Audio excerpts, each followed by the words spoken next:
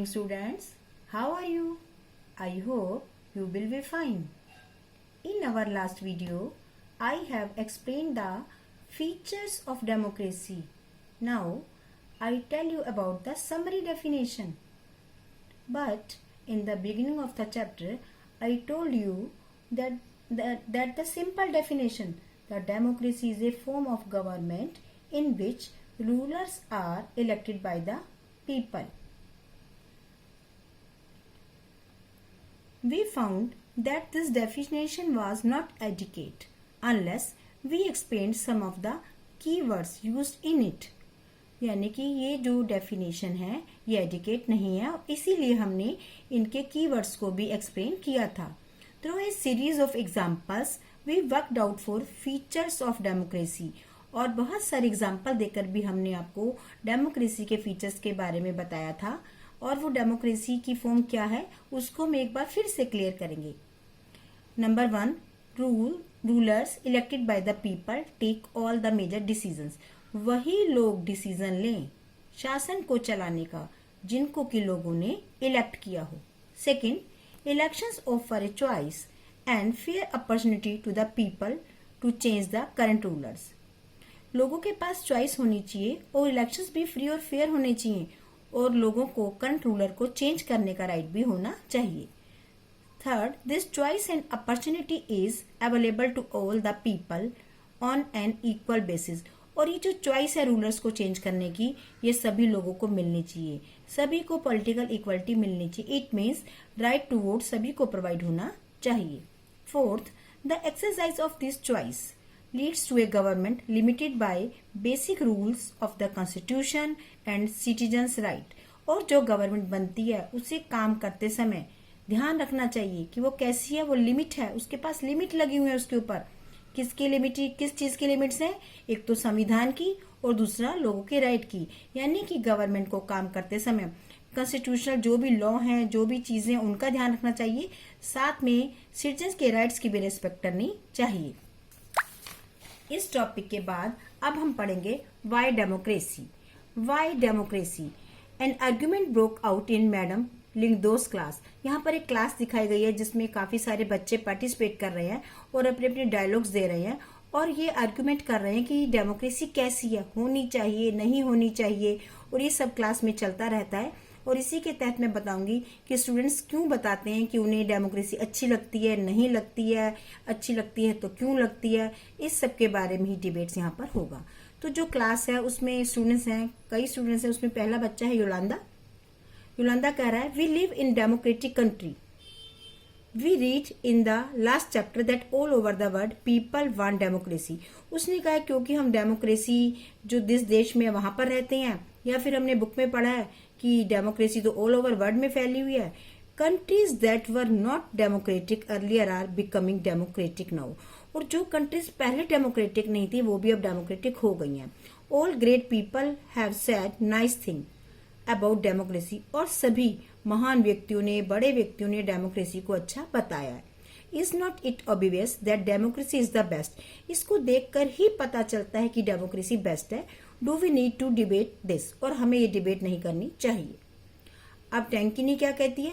But Lyngdoh madam had said we should not accept something just because it is famous. हमें किसी चीज को, हमारी मैडम ने कहा है कि इसीलिए एक्सेप्ट नहीं करना चाहिए कि वो फेमस है. Just because everyone else accepts it, कि किसी दूसरे ने इसको एक्सेप्ट कर लिया है. Is not it possible that everyone is following A wrong path. ऐसा भी तो हो सकता है कि सभी लोग गलत जा रहे हो. अब जैनी बोलती है क्लास में yes it actually wrong path. ये गलत रास्ता है. What has democracy brought to our country. Democracy ने हमारे देश को दिया क्या है? More than half a century of democracy and there is so much poverty in the country. Half century के बाद भी हमारे देश में पॉवर्टी वैसे ही बनी है. अब रिबियान कहता है but what has democracy got to do with it. Democracy का इसमें क्या है?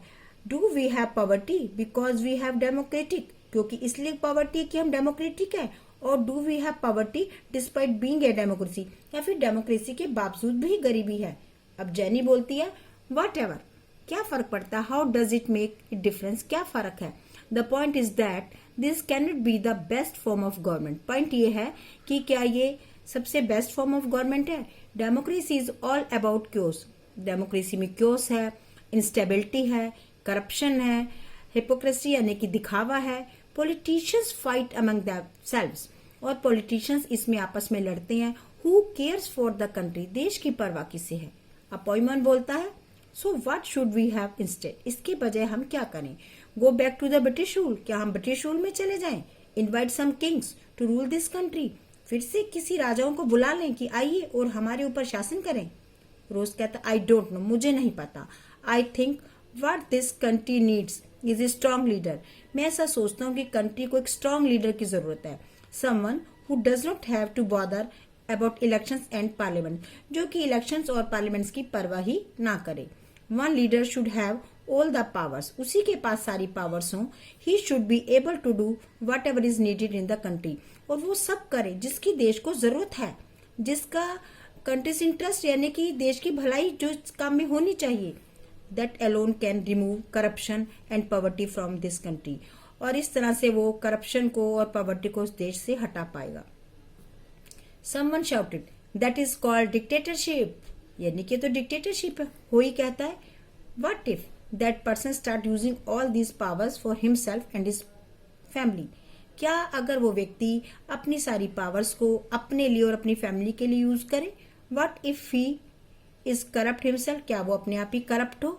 रोज कहती है I am speaking only of the honest, मैं सिर्फ ऑनेस्ट की बात कर रही हूँ, सिंसियर की बात कर रही हूँ, और एक स्ट्रॉन्ग लीडर की बात कर रही हूँ।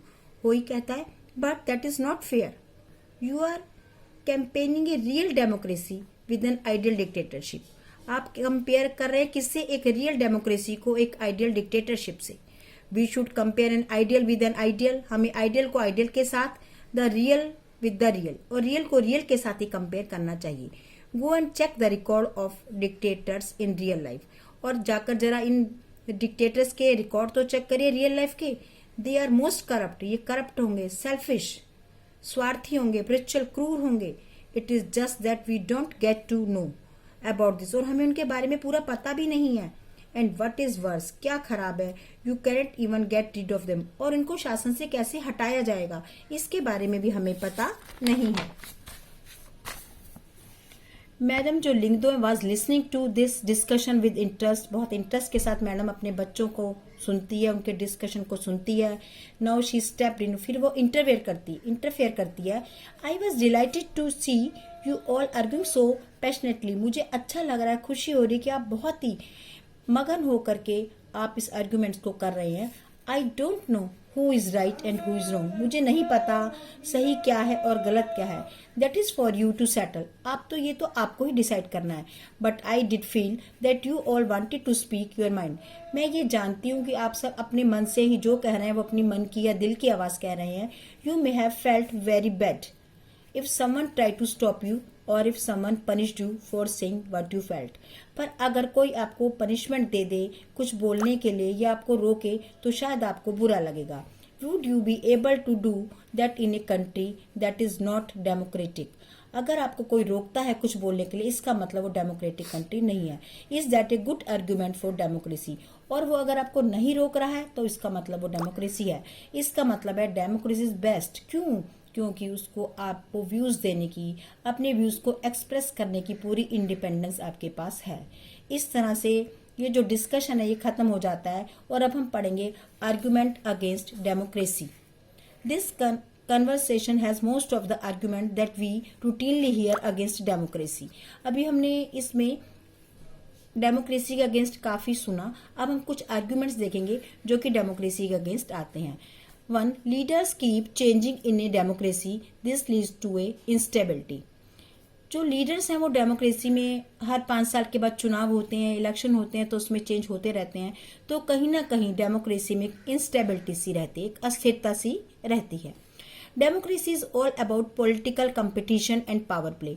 डेमोक्रेसी वास्तव में क्या, एक पॉलिटिकल कंपटीशन है और एक पावर प्ले है, लोग अपनी पावर को यूज करते हैं। There is no scope for morality, इसमें कोई भी मॉरलिटी के बारे में नहीं सोचता है। So many people have to be consulted in a democracy that it leads to a delay. कुछ लोग ऐसा भी मानते हैं कि बहुत ज्यादा डिस्कशन करने के कारण जो डेमोक्रेसी है उसमें डिसीजन लेने में काफी डिले भी होता है. Fourth point, elected leaders do not know the best interest of the people. कभी कभी क्या होता है, इलेक्टेड लीडर्स जो हैं वो लोगों के इंटरेस्ट के बारे में सोचते ही नहीं है. It leads to a bad decision, और वो गलत डिसीजन भी ले लेते हैं. Next, democracy leads to corruption. Democracy corruption लाती है. कैसे? It is based on electoral competition, क्योंकि वो एक ऐसे इलेक्टोरल कंपटीशन के ऊपर बेस है जिसमें कि बहुत ज्यादा खर्चा होता है. Next, ordinary people don't know what is good for them. जो ऑर्डिनरी आम पीपल होते हैं उन्हें पता ही नहीं होता उनके लिए क्या अच्छा है और क्या बुरा. They should not decide anything. वो कुछ भी डिसाइड नहीं कर पाते. तो ये हमने आर्ग्यूमेंट पढ़े अगेंस्ट डेमोक्रेसी के. अब हम देखते हैं, are there some other arguments against democracy that you can think of. हो सकता है हमारे मन में कुछ और आर्ग्यूमेंट्स भी हों. Which of these arguments applies mainly to democracy. इनमें से कुछ आर्ग्यूमेंट्स सिर्फ डेमोक्रेसी पर अप्लाई हुए हों. Which of these can apply to misuse of any form of government. कुछ की वजह से गवर्नमेंट मिस यूज कर रही हो किन्हीं चीजों का. Which of this do you agree with. अब इनमें किसके साथ हम एग्री हैं और क्या नहीं. सच बात तो ये है, democracy is not a magical solution for all the problem. Democracy कोई मैजिकल सॉल्यूशन नहीं है कि हर प्रॉब्लम सॉल्व हो जाएगी. It has not ended poverty in our country. ये हमारे देश में पॉवर्टी को खत्म नहीं कर पाई. And in other parts of the world, और ना ही दूसरे हिस्सों में विश्व के. Democracy as a form of government only ensure that people take their own decision. Democracy तो इसी बात पर जोर देती है कि लोग अपने डिसीजन खुद लें. This does not guarantee that their decisions will be good. इस बात की कोई गारंटी नहीं है कि डिसीजन ठीक ही होंगे, अच्छे ही होंगे. People can make mistakes. लोग मिस्टेक करते हैं. Involving the people in this decision does lead to a delay in the decision making. पर जब हम बहुत ज्यादा लोग डिसीजन मेकिंग में पार्टिसिपेट करते हैं तो डिसीजन लेने में हमें काफी देरी हो जाती है. It is also true that democracy leads to frequent changes in leadership. इस बात में भी कोई डाउट नहीं है कि लीडरशिप में लगातार चेंजेस ही होते रहते हैं, क्योंकि जब हर बार इलेक्शन होते हैं तो जरूरी तो नहीं कि एक ही पार्टी बार बार इलेक्शन जीते. Sometimes this can set back big decisions and affects the government efficiency. कभी कभी तो इतना ज्यादा हो जाता है कि गवर्नमेंट की जो एफिशिएंसी है उस पर भी इसका फर्क पड़ने लगता है.